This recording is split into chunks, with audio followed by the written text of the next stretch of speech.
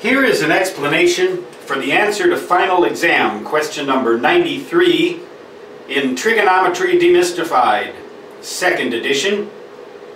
Please refer to page 388 and figure exam-13 on that page, which I have reproduced here with some simplification and some embellishments.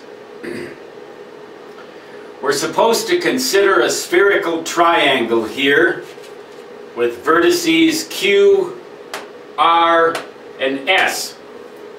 This triangle lies on the surface of a sphere. Each side of the triangle is in fact a geodesic arc. Now remember what a geodesic arc is. That is an arc which forms a part of a great circle. So the arc is centered on the center of the sphere, which we might represent as a little dashed circle, dashed or dotted, more or less to indicate that it's inside of this sphere and not directly visible in a solid sphere. Okay, we have that situation.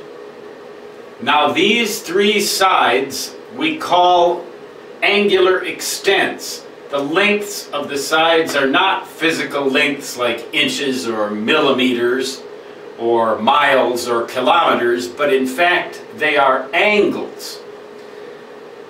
Let's just take Q as an example.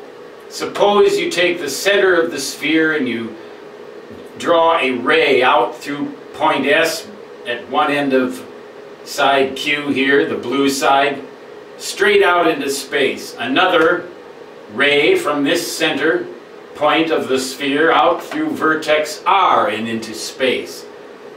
Then those two rays intersect the end points of this geodesic arc. The angle between those two rays as measured at the center of the circle is the angular extent of this arc, which we call Q. So Q is an angle, not a distance.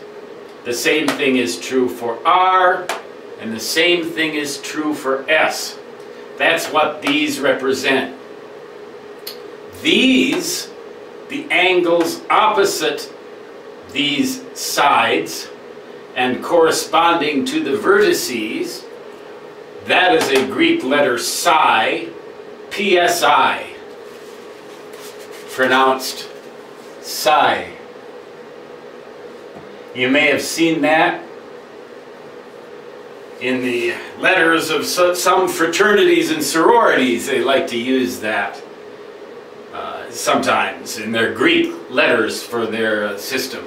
But in mathematics, psi here we're using it to represent an angle. Psi sub q is the angle on the surface of the sphere locally at this vertex between these two arcs. Psi sub r at vertex r and opposite angular extent r, and psi sub s at vertex s, opposite angular extent s. Now we've set all this up. We have this spherical triangle with these quantities labeled like this. Which of the following arcane, complicated, messy formulas, A, B, C, D, or E, can we be absolutely certain holds true? Well, the correct choice is C. That states the spherical law of sines. Basically, the spherical law of sines, you don't necessarily have to memorize the formula itself, but only the concept.